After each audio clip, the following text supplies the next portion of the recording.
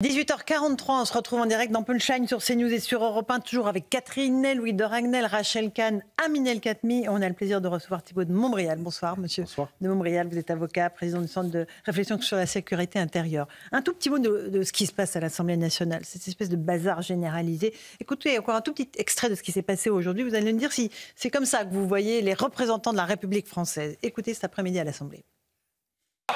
Voilà le vrai visage de la Macronie. Vous ne siégez pas pendant 2 mois quand on parle des écoles et des hôpitaux, mais là, vous trouvez l'énergie pour que des gens aillent au travail jusqu'à la mort. C'est la seule chose qui vous pousse à vous lever le matin pour venir travailler dans cette Assemblée. Si ce texte était adopté, vous diriez aux Français tout et n'importe quoi. Et voilà ce que vous faites pour la France. Vous l'abîmez chaque jour un petit peu plus. Vous n'êtes pas véritablement député, vous êtes commentateur de la vie politique. Chers collègues Isaac Sibyl, vous dites on touche le fond. Je confirme, vous touchez le fond. Tout au fond, là, vous êtes bien au fond du fond du fond de l'obstruction. Changer les cotisations sociales, ça ne peut se faire que dans le projet de loi de financement de la sécurité sociale et pas dans une proposition de loi. C'est marqué dedans. Vraiment, hein. Franchement, faites un effort. Lisez-le, vous verrez, être député, c'est ça aussi. S'il vous plaît, mes chers collègues, un peu de calme. Je vous demande de revenir au calme. Oui, mes chers collègues, mais ça... Oui, mais si on continue dans les provocations, voilà comment va se finir le débat. Franchement, en termes d'image, pensez à ceux qui nous regardent, si vous le voulez bien. Et ceux qui regardent, ce sont les Français, téléspectateurs, auditeurs aussi. Thibault de Montbrial, quand vous entendez Hugo Bernal ici donner des leçons dans l'hémicycle, vous dites quoi de la France insoumise? Je pense qu'il y a une très grande majorité de nos concitoyens qui ne peuvent être consternés par le spectacle quotidien à l'Assemblée, et notamment par l'action de la France insoumise, qui est une action soigneusement réfléchie. Hein. C'est une stratégie. Et de voir Hugo Bernalicis, qui est l'auteur de la proposition de loi pour abolir le délit d'apologie du terrorisme, qu'il a eu l'indécence de déposer en plein procès Samuel Paty, tous des assassins de l'équipe qui a conduit au meurtre de Samuel Paty. C'est quelque chose qui est consternant, mais qui est en même temps à la fois le résultat de ce qui est en train malheureusement d'apparaître de plus en plus comme l'effondrement de notre pays, à tout point de vue, et notamment d'une partie de sa classe politique. Et puis, je le disais, et je le crois vraiment, d'une stratégie qui est du chaos, qui est celle de la France insoumise, qui passe par un certain nombre de vecteurs, les clins d'œil appuyés à l'antisémitisme et aux islamistes, les provocations et les incidents avec les anathèmes, comme on a encore entendu cet après-midi. Amine El Khatmi, on a des leçons à recevoir de certains élus, notamment, comme on l'a entendu là, dans cet extrait sonore. Non, notamment de la part des élus de la France insoumise, on n'a aucune leçon à recevoir, non. Quand on a commencé son mandat comme représentant du peuple et qu'on le termine comme petit télégraphiste du Hamas, en expliquant que le Hamas est une organisation de résistance et non un mouvement terroriste, en ricanant sur des bébés brûlés dans le four, en ayant une collègue parlementaire européenne qui va défiler à Amman dans une manifestation en hommage à des terroristes du Hamas et du Hezbollah. On n'est pas digne de son mandat de député. Et quand, comme si tout cela ne suffisait pas, on rajoute l'ignominie supplémentaire qui consiste, comme vient de le rappeler Maître de Montbrial, à vouloir retirer le délit d'apologie du terrorisme du code pénal, tant ils sont nombreux dans leur rang concernés par les procédures, je crois qu'on n'a pas de leçon à donner. Thibault de Montbrial. Oui, mais ce que vous dites, ça peut laisser penser que c'est exclusivement la responsabilité des députés et que il serait une espèce d'entité sortie de nulle part qui porterait les mots que vous décrivez fort justement. Ils ont des électeurs. Mais ils ont des électeurs. Moi, je rappelle toujours qu'en 2022, il y a pu avoir l'excuse de la découverte. Mais tous les membres de la France insoumise qui se sont conduits le plus mal à l'Assemblée entre 2022 et 2024 ont été soit réélus au premier tour, soit élus avec une forte majorité au deuxième tour. Soit dit en passant, ça porte aussi la responsabilité de tous ceux, on entend François Hollande donner des leçons en ce moment, tous ceux comme François Hollande et même certains de droite qui ont préféré voter pour le nouveau Front Populaire que voter contre le bloc de gauche. Hein. Ça aussi, chacun, il faut se souvenir des prises de position des uns des autres.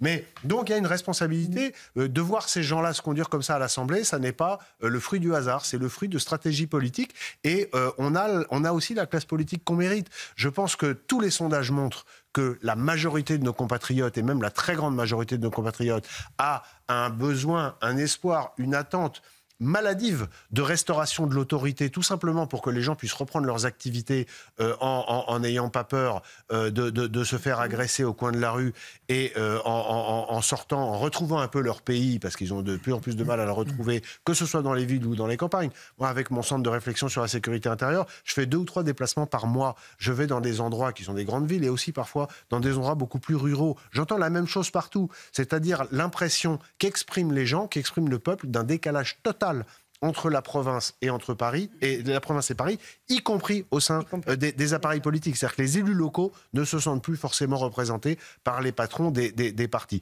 Et quand on voit ce cirque à l'Assemblée, on ne peut que les comprendre. Une question sur la sécurité, Louis Dragnel. Oui, Thibault de Montmirail, vous êtes un expert des questions de sécurité. On voit bien, donc, le contexte politique est catastrophique. Il y a des menaces de fermeture d'entreprises, plus de 290 qui ont été identifiées, en tout cas quasiment certaines, des plans sociaux dans les mois à venir. Ça va être des milliers de gens qui seront au chômage. Comment est-ce que vous anticipez les craintes en matière sécuritaire par rapport à toutes les conséquences sociales à la fois du climat politique et économique? Ce que je constate, c'est qu'on a dans un pays qui est considérablement fracturé, vous insistez sur le point économique et social, mais on pourrait étendre avec toutes les questions qui sont des questions de territoire, des questions ethniques liées à l'immigration non maîtrisée, etc. La France aujourd'hui est extrêmement fragilisée et c'est comme un corps avec des mèches qui dépassent et on ne sait pas laquelle va être allumée en premier, mais ces mèches se rejoignent. Si par exemple nous avions, pour les besoins du raisonnement, une censure, et que cette censure aboutisse à un chaos tel que les marchés financiers sanctionnent la France encore plus qu'elle ne l'a été ces derniers jours. Le risque serait que des mesures d'austérité drastiques doivent être prises en urgence, avec comme conséquence que l'extrême gauche irait immédiatement dans la rue pour des manifestations très dures, au cours desquelles il y aurait des violences organisées, avec un effet d'entraînement qui risquerait d'aboutir là aussi à des désordres et des violences graves. Ça peut aussi être demain une ouverture de feu sur la police ou une ouverture de feu de la police sur un individu qui a commis une infraction grave. Il y a des choses dont on ne parle même plus. Plus personne ne s'en étonne. Il y a 2 jours à Saint-Étienne, au marché de Noël, un individu qui agressait les gens avec un couteau a été tué par la police municipale. Il y a 10 ans, ça aurait fait la une de l'actualité pendant 3 jours. Aujourd'hui, plus personne n'en a parlé dans les grands médias, sauf sous forme de brève. Une affaire comme celle-là peut créer également un effet d'entraînement s'il y a un échange de coups de feu avec la police, des jeunes qui sont tués, etc. On se souvient de ce qui s'est passé en 2023. Le pays est très très malade. Il a besoin d'un minimum de stabilité. Il est absolument impératif pour la stabilité de notre pays et pour les mois qui viennent que nous passions ce cap sans qu'il y ait de déstabilisation et de désordre politique. C'est pas la panacée. Tout le monde sera d'accord pour dire que la composition de l'Assemblée, c'est pas la panacée, que le gouvernement de Michel Barnier, il fera rêver personne. Mais c'est le moindre mal. Il faut que nous passions cette phase, et puis ensuite il y aura un grand renouveau de politique. Moi je suis convaincu, et je finis là, je suis convaincu qu'il va y avoir un renouvellement de la classe politique, parce que nous sommes arrivés au bout du bout de ce qu'a pu faire. Oui, je pense que on ne peut pas tomber plus bas. Si, on peut encore tomber plus bas. La question, si jamais il y a une censure, je pense qu'on va tomber très vite beaucoup plus bas, et on peut tomber plus bas, mais il faudra à un moment un grand renouvellement, et que je pense démocratique, que les Français, et notamment en province, l'appellent de leur vœu. Catherine Ney. Oui, enfin, ce renouvellement, on le souhaite, mais moi, je vois que souvent, dans les cabinets ministériels, il y avait des jeunes qui avaient fait des études et qui venaient en cabinet ministériel en disant « après, on se présentera à la députation ». Et j'ai plusieurs cas de gens que je trouvais valables qui disent maintenant ce qu'on a vu, plus question qu'on fasse de la politique. Donc le recrutement maintenant se fait avec des gens qui ne sont pas à la hauteur de la charge, qui ne connaissent rien et qui arrivent au Parlement et qui font la loi alors qu'ils ne sont pas habilités et qui doivent et qui finissent par avoir un peu de métier, mais il faut du temps. Et Catherine Ney, vous avez cité tout à l'heure une partie du problème en évoquant la fin du non-cumul. Parce qu'on a entendu de grandes leçons de morale données à l'Ancien Monde. Mais dans l'Ancien Monde, vous aviez des élus qui commençaient par être élus municipaux, qui construisaient une légitimité avec un territoire, un lien avec des habitants, qui devenaient conseillers généraux, régionaux, puis qui devenaient députés. Là, vous avez des trolls et des apparatchiks qui n'ont aucune... Mais pardon, il n'y avait pas Louis Boyard, il n'y avait pas Sébastien Delogu, il n'y avait pas tous ces gens-là avant. Il y avait des élus locaux qui devenaient parlementaires et qui avaient une vraie légitimité. Nous allons vers des temps difficiles et les temps difficiles amèneront les hommes forts. Pas mal. Rachel Kahn, une question. Justement, sur les temps difficiles, moi j'avais une question par rapport à notre sécurité intérieure. J'ai l'impression que sur le plan international, on a une ligne totalement incohérente. Même pire, on a deux lignes. C'est-à-dire qu'on serait avec l'Ukraine, pays démocratique, et de l'autre côté, plutôt moyen favorable à Israël. Est-ce que vous ne trouvez pas que ces deux lignes-là fragilise notre sécurité intérieure? Vous pouvez rajouter l'Algérie. Absolument. Avec vous avez raison. Le débat autour du scandale de la détention de Boualem Sansal. Mais c'est vrai. Mais pour élargir la réponse, Rachel, on a une incohérence totale à la tête de l'État en matière de conduite de politique étrangère, d'ailleurs, y compris en matière de politique intérieure, depuis 7 ans. Qui peut dire aujourd'hui, si on fait un arrêt sur image, quel est le cap d'Emmanuel Macron au Moyen-Orient, quel est le cap d'Emmanuel Macron dans la politique vis-à-vis de la crise ukrainienne et quel est son cap vis-à-vis de l'Algérie?